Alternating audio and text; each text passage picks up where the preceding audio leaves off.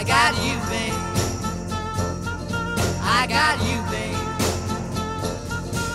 They say our love won't pay the rent before it's earned. Our money's all been spent.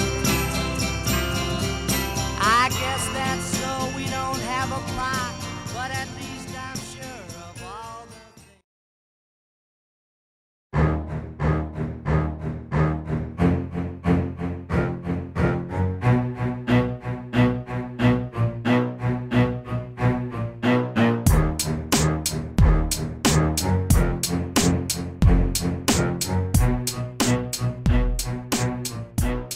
Before we go into what I brought you here for today, and that's really what's happening in Lansing, specifically with the legislation that is on the table.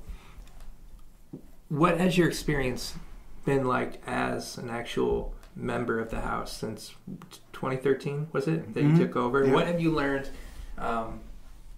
from that part of your career? Not so much the how to get elected, but since that time when you've actually taken on this responsibility yourself. Well, I think that one of the biggest takeaways is that nothing is a for sure thing. If people say this legislation is definitely going to pass or this legislation will never pass, then none of that is a for sure thing. Anything can happen at an instant, even stuff that doesn't even have to do with the exact policy. Just if somebody is upset about anything, legislation can be pulled and put so far on the back burner that it never sees the light of day during that session again. And when that happens, you have to wait for the whole next session to reintroduce it again. So it's you've got to really mind your manners, and you've got to be very, very aware of what you are doing in Lansing to make sure that you are answering questions that people have, giving them the best information that you possibly can, because if you misinform one of your colleagues, they might see that as, even if it was a mistake and you just gave them the, just the basic information wrong, they will see that as you were trying to lie to them to get their vote, or any type of combination like that could happen. And that could kill the best. The best idea that everybody should agree on. It could be dead in the water for simple mistakes like that. So trust is a precious thing there, with not just the people you represent, but your constituents. Absolutely, absolutely. And probably the other thing is keeping your powder dry is a term that we use quite a bit. But if somebody is talking to you about a piece of legislation and it sounds great, and you think to yourself after you talk to that one person that, well, how could I not support that? And you say, yeah, you've got my support. I will vote for you on that bill. I'll help you get it out of committee. And then you never even listened to the other side. And when the other side presents their story, it is a completely different approach. And now you realize you gave somebody your word.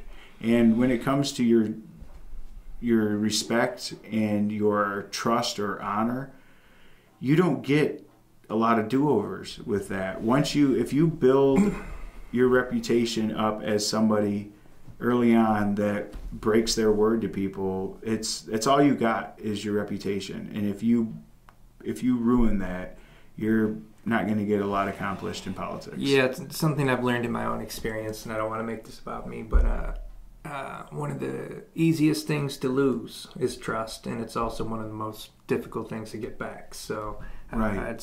I think it's very wise to maintain your word, and I can see what a jam you could be in when you have already given it to one party, and yet the other half of the equation makes a very compelling argument in and of itself. Right. Let me ask you now specifically about House Bill 5220.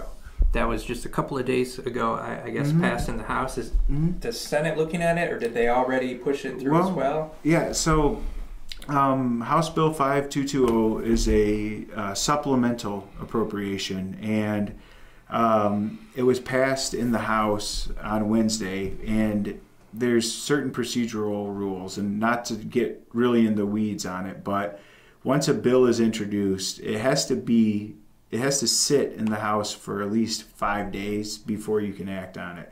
And after we passed it and sent it to the Senate, before they can act on it, it has to be there for 5 days. So they will most likely take it up next week. Mid-next week. But we were able to put together some very crucial funding pieces for the city of Flint.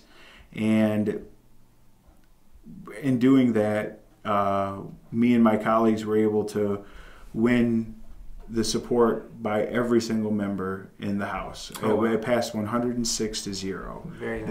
There's 3 members of the House that are no longer elected. They either resigned or were voted out of the House, and there was 1 member absent. So, okay. But no opposition to the bill. So, who cooperated with you in the bill's introduction, or was that all Phil Phelps? How did that? So the introduction was becoming obvious that the governor and the majority party, the Republicans, were becoming willing to help Flint in a supplemental. And why a supplemental is important is because when we set the budget, we set the budget for a whole year at a time. Mm-hmm. And you don't usually deviate from that budget. But budgets usually run from the end of September to the following in the next year. Okay. So if we weren't to do a supplemental right now for the city of Flint, we wouldn't have funds to aid the city of Flint until the fall. Yeah, wow. I mean, to almost the end of the year. So we had to do something now. And I introduced at first, which is just called a vehicle bill. Okay. It was just a basic appropriation bill that didn't appropriate much money, but it was to get the 5-day timer running on it. So, okay. And because we were already discussing options and we knew that we needed to pass it quick. So rather than put anything in writing that people could start to pick apart and start to ruin support for your bill, I just introduced a bill for funding for Flint for $100. Okay. And nobody was going to pick that apart because they knew that that couldn't be serious. And then after those days of negotiation, we came up with the $28 million, which I need to add is not enough. We absolutely need to go more generous in our support for the city of Flint right now, absolutely. But in the Senate, we might be able to get it bumped up a little bit, but the governor has also gave us his word that on February 10th, we're going to start the process for another supplemental. So this won't be the last first money. Hopefully. Yeah. And then it'll be worked into the actual annual budgets, money for Flint from here on out. Okay. So, and it says it's for the money's intended for immediate relief needed in the continuing crisis. Mm-hmm. Does that mean like bottles of water, filters, that kind of stuff? It's not really meant for infrastructure. It's just meant for...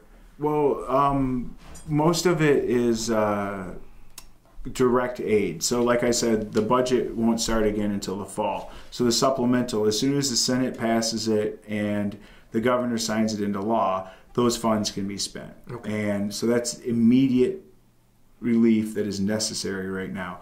But some of it is bottles of water and filters, but others are other need that is important for the city right now. So for children especially, if you were exposed to lead, one of the ways that you can help get some of that lead out of your body is through healthy nutrition, which is good for you anyway.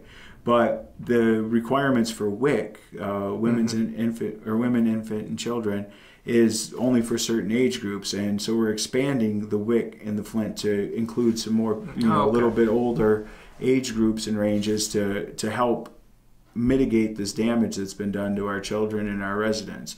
And there's a number of other pieces of the bill that were meant for to help put some nurses in the school to help look for the students, more money for lead testing, because we still haven't been able to test everybody to see who was exposed and who wasn't.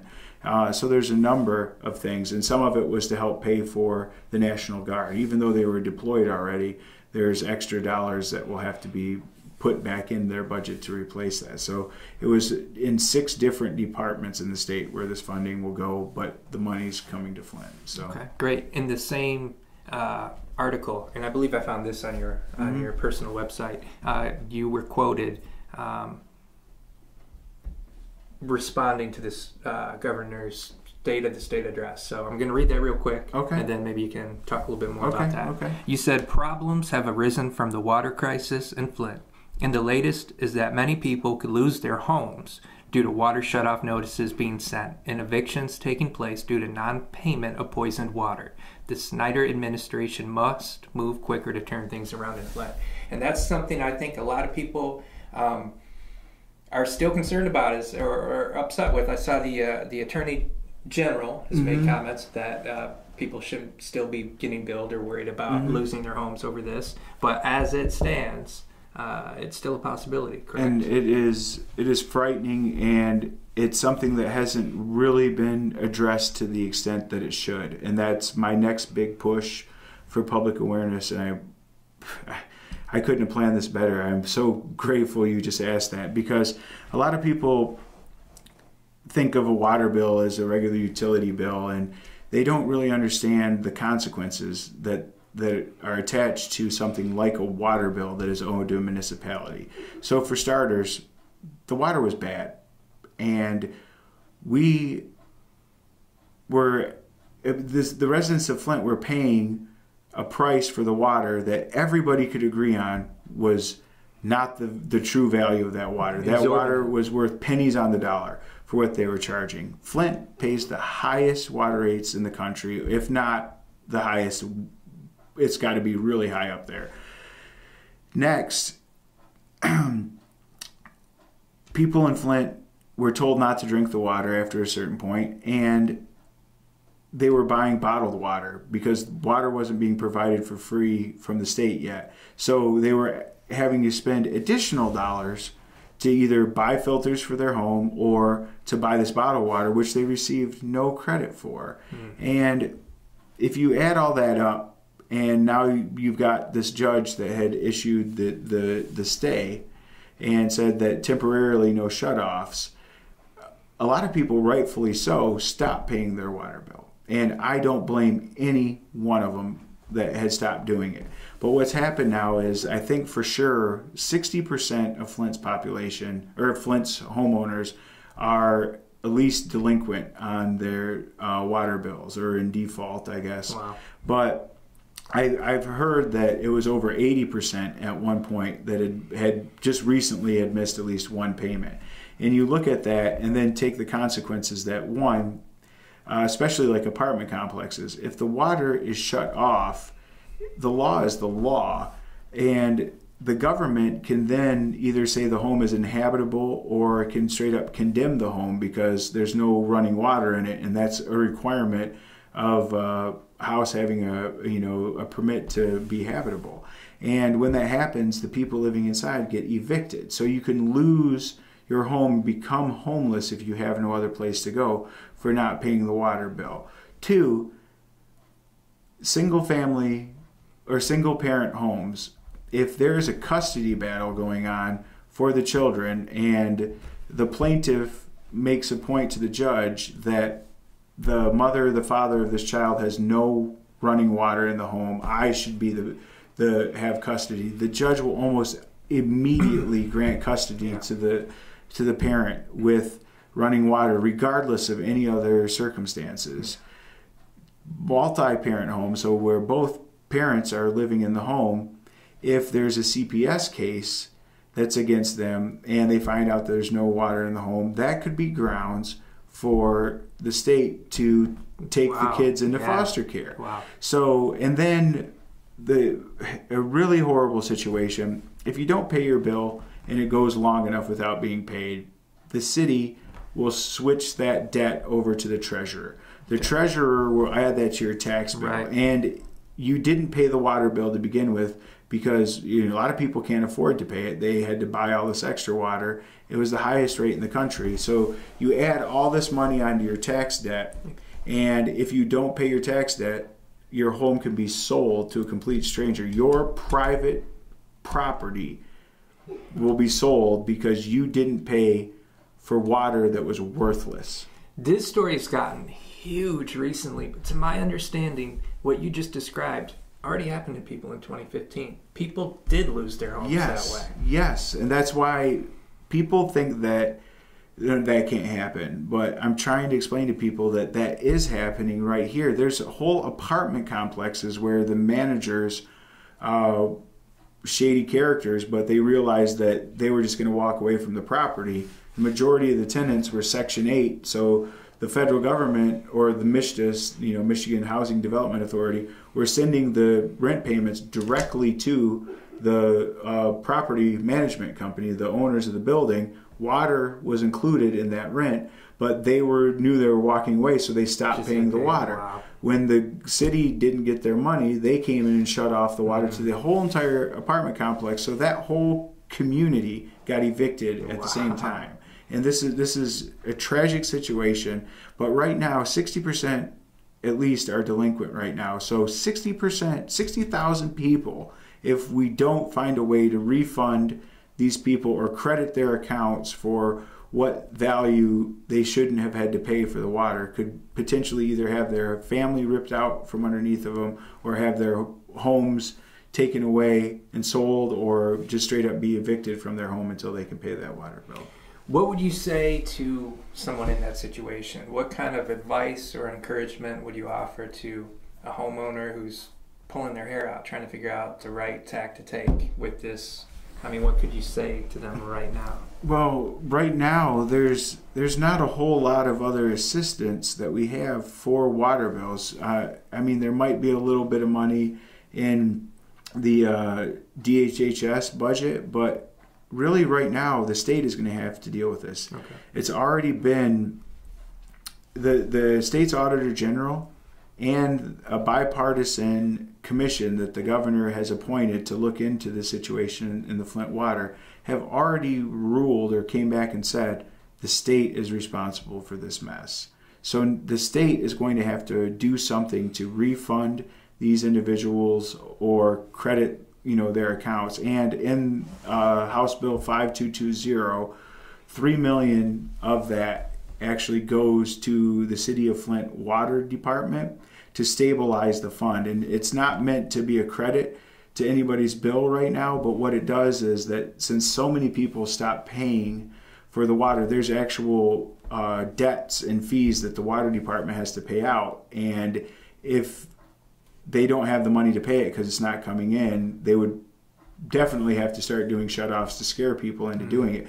That $3 million goes into that fund, and it gives the new mayor leeway, because the new mayor says she does not want to shut people off. So this is $3 million. But she is saying pay your bill, though. Yeah, she is. But yeah, she's in a tough spot. Yeah, this $3 million though will help her to not have to do shutoffs. So right now we're not able to give people a refund or a credit like we should, but we're trying to delay the shutoffs until we can have time to agree so I can get my colleagues to agree that we're going to have to refund. And it's going to be tough, because we're going to have to determine what part of that water was usable, because in my opinion, none of it was. I mean, they're saying it's safe to take showers, and I'm no expert and I'm not telling people don't listen to them about taking showers, but just my personal opinion is, if that water was so bad that it was corroding engine parts, and those engine parts didn't sit in the water for hours, I mean, they were exposed to the water for just short periods at time. If it was corroding engine parts, how can you say that it's safe for people? But don't take advice from me. I am not the expert on this issue.